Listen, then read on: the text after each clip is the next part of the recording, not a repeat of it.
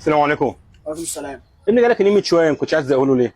ده له يا حبيبي. البنطلون اللي قدام منك ده. هو ده بنطلون؟ اه بنطلون. والله افتكرته بوكسر. يعني مش بوكسر؟ فاهم ده ايه. ايه مش عايز تشتغل ولا ايه؟ لا والله هو ده مش اشتغلش فيه حاجه ده بنطلون قدام منك. لا والله ما بشتغلش. انت مش تاكل عيش بقى، مش اكل عيش بقى، الله يسهلك الحال. انا باكل مكرونه. السلام عليكم يا كان عاجبك. لا يا السلام عليكم عم. دي ماشي يا عم.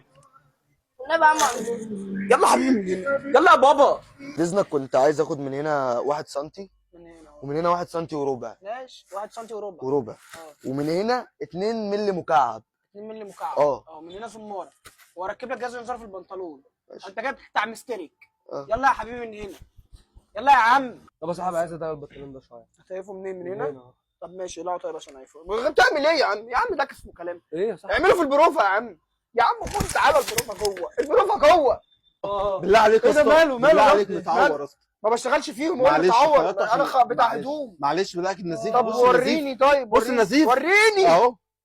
كبيره دي كبيره قوي. انا عايزه كام غرزه؟ عايزه سوسته. عايز سوسته؟ ايوه طب اتكل على الله يلا بينا. انا هشتغل. يلا نزل بينا. على المكنه يلا أهو. نزل.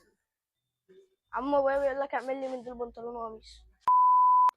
يلا يا بابا. انا ليا منك ولا من ابوك؟ بس يا عم انا عايز افهم ايه اللي انت عامله ده. طيب ايه يا صاحبي ماله؟ تعمل لي رجلي ورجلي. انت مش دافع نص الحساب؟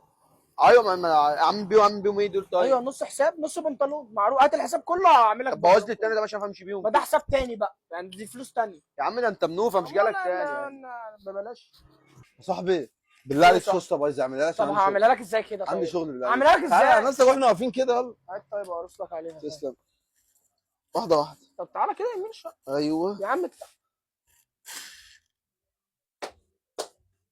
طب استنى خد اوعى يا عم انت. انا عاجبك والله العظيم هعمل له السوسته.